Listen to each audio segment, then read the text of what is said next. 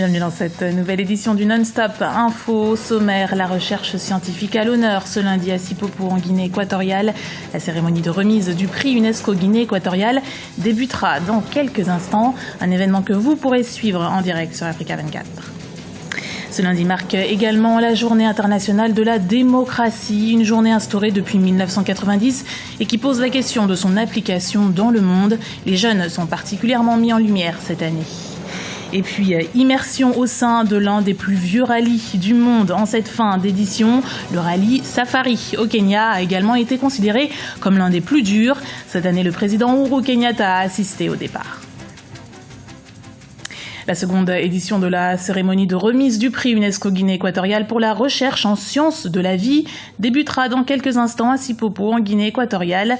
L'événement récompense les projets et les activités de personnes ou institutions dans le domaine de la recherche scientifique qui ont contribué à améliorer la qualité de vie. Plusieurs chefs d'État et de gouvernement assisteront à cette remise de prix. Parmi eux, les présidents Manuel Pinto da Costa de Sao Tomé et Principe et Uhuru Kenyatta du Kenya, le président mauritanien et président en exercice de l'Union africaine Mohamed Ould Abdelaziz sera également présent, ainsi que le président Boni Aï du Bénin. Et les trois lauréats de cette année sont l'Institut de médecine tropicale Alexander von Humboldt du Pérou, le professeur iranien Hossein Bavarand et l'universitaire et chercheur burkinabé, le docteur André Bassiono. Leurs candidatures ont été soumises à l'examen d'un jury international et vous pourrez suivre leur consécration en direct sur Africa 24 dès 9h GMT, comme nous le montre ce sujet d'Asunshun Chama. Grande mobilisation contre Ebola et le VIH-Sida. Organisée par la Guinée équatoriale et sous la direction de l'UNESCO, un panel constitué de chefs d'État et de scientifiques permettra de débattre sur comment freiner ces deux maladies qui aujourd'hui font ravage sur le continent. C'est un hommage à la cérémonie de remise du prix UNESCO Guinée équatoriale sur la science de la vie. Pour donner à cet événement le rayonnement à l'auteur de son importance, la chaîne panafricaine Africa 24 s'est installée depuis ce samedi au centre de conférence de Sipopo, où techniciens et journalistes sont à pied d'œuvre pour une couverture efficace de la cérémonie. Les moyens déployés permettront à retransmettre la cérémonie sur le continent et dans le monde. Ce prix se déroule pour la première fois en terre africaine, ici en Guinée équatoriale, donc c'était une obligation pour Africa 24 d'être là. Obligation doublée par un aspect de combat que doit mener toute l'Afrique entière aujourd'hui par rapport à un défi sanitaire qui est celui d'Ebola. Donc nous avons choisi non seulement d'être là, mais d'être au cœur de l'événement en organisant ici des débats en direct avec les chefs d'État qui seront présents sur comment l'Afrique peut traiter et peut résoudre la problématique posée par Ebola, mais aussi par d'autres thématiques sanitaires importantes comme le VIH-Sida. Quelles sont les mesures préventives contre le VIH et la fièvre Ebola? Quelles sont les expériences des uns et des autres? Autant de questions qui seront au cœur du débat, sans oublier l'appel pour une forte mobilisation afin de trouver des solutions africaines. On parle notamment de HIV-Sida, on parle de maladies comme l'Ebola qui ravagent le continent africain aujourd'hui. Je pense que ce qu'on peut attendre, c'est que la communauté internationale, les pays africains, tout le monde va investir un peu plus dans la recherche scientifique pour éviter les conséquences des maladies comme l'HIV-Sida et l'Ebola. Africa 24 sera au cœur de cet événement pour donner le maximum d'informations à ses téléspectateurs sur la remise du prix ce 15 septembre à partir de 9h GMT. Et en ce jour de remise du prix UNESCO Guinée équatoriale, où en est la recherche scientifique sur le continent? Plusieurs études s'accordent à qualifier ce secteur de particulièrement prolifique, mais c'est souvent le manque de moyens qui empêche la concrétisation des projets. Des lacunes financières qui incitent les gouvernements à se lancer dans des chantiers scientifiques, comme c'est le cas en Côte d'Ivoire, au Congo ou encore au Kenya. Regardez. Un dispositif mobile ghanéen pour diagnostiquer le virus de la bilharziose qui touche 200 millions de personnes. Un incinérateur ougandais de déchets médicaux, idéal pour les vastes campagnes de vaccination. Chaque année, ce sont des centaines d'innovations africaines qui restent au stade de projet, faute de moyens financiers.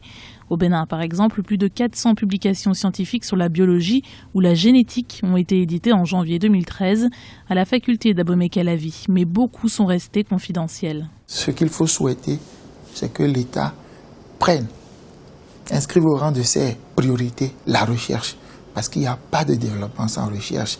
Et l'une des activités les plus importantes à l'université, à côté de l'enseignement, c'est la recherche. En 2010, les pays africains consacraient en moyenne entre 0,2 et 0,3% de leur richesse nationale à la recherche scientifique. Les chefs d'État de l'Union africaine se sont alors engagés à augmenter ce pourcentage à 1%. Une résolution qui a bien l'intention de tenir la Côte d'Ivoire avec la création d'un fonds national pour la recherche scientifique. La recherche scientifique dans nos différents pays semble être considérée comme la 5e roue de la charrette.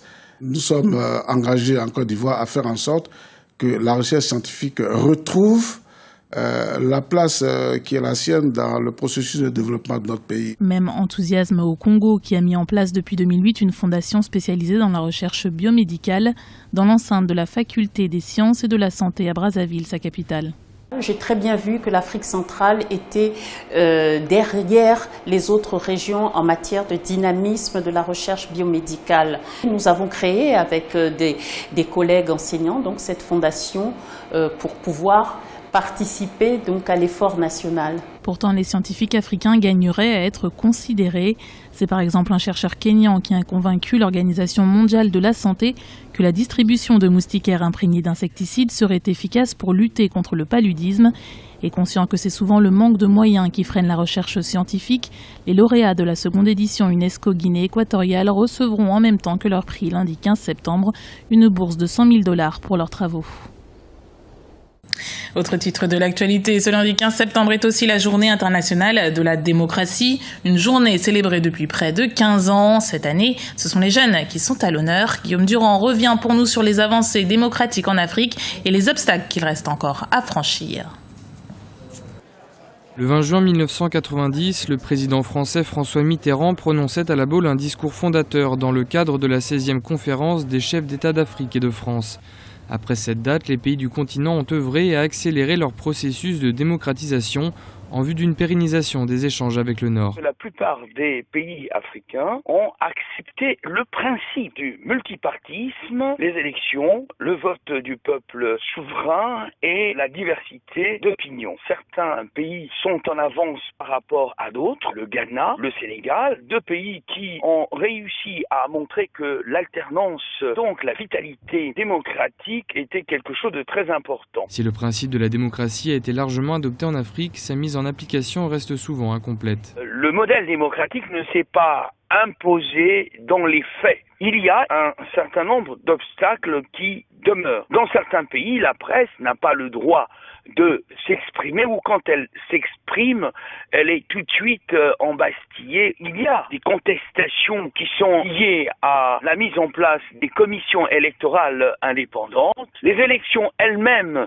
sont souvent l'objet de critiques radicales de la part de l'opposition. Il y a un débat autour des changements constitutionnels. C'est un débat qu'il faudra regarder dans la mesure où seul le peuple doit décider. Cette année, le thème de la journée de la démocratie s'articule autour de la participation des jeunes à cette démocratie. L'ambition sera de mettre l'accent sur les défis et les opportunités que représente la jeunesse au processus démocratique. Le message qu'il faut lancer aux jeunes, c'est de demander aux jeunes de se montrer plus responsables.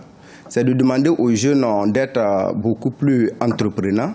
Il faut des jeunes qui prennent des initiatives. Les jeunes aujourd'hui constituent le maillon essentiel pour tout développement. Nous n'avons pas pris les choses véritablement en main pour pouvoir nous imposer. Il faut que les jeunes, dans le respect des normes, puissent s'affirmer et puis s'imposer comme acteurs de développement. La problématique est d'autant plus importante que les personnes âgées de 15 à 25 ans représentent 1/5 de la population mondiale. Dans de nombreux pays en développement, notamment en Afrique, la proportion est encore plus élevée. On poursuit avec la Côte d'Ivoire et la rupture est consommée entre le Front populaire ivoirien et la commission électorale indépendante. Le parti fondé par l'ancien président ivoirien Laurent Gbagbo a voté ce samedi son retrait de cet organe chargé d'organiser les élections présidentielles de 2015. Le vote n'a toutefois pas été unanime avec 138 voix pour et 119 voix contre. Pour rappel, la récente réélection de l'ancien président de la commission Youssouf Bakayoko s'était faite sans le soutien du Front populaire ivoirien qui avait quitté la séance. Du sport pour terminer ce journal avec l'un des rallyes considérés comme l'un des plus difficiles au monde. Le Kenya accueillait ce week-end la 62e édition du rallye Safari. 70 participants issus d'une dizaine de nationalités étaient rassemblés. Le départ de la course a été donné vendredi en présence du président kényan Uhuru Kenyatta. Alan Faro. Dernière vérification technique avant l'entrée en piste. En présence du président du Kenya, Uhuru Kenyatta, les 70 coureurs automobiles démarreront pour 3 jours de rallye, mais pas n'importe lequel. Le rallye Safari, créé il y a 62 ans, est considéré comme l'un des plus rudes au monde. Je suis ici pour voir les voitures directement. J'ai entendu à la radio l'annonce de l'événement et je voulais absolument y assister.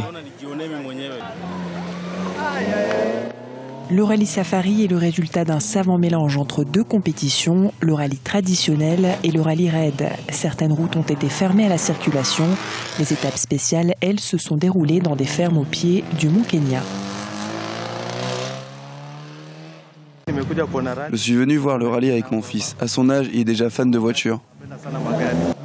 De 1973 à 2002, le rallye Safari a fait partie du championnat du monde des rallyes.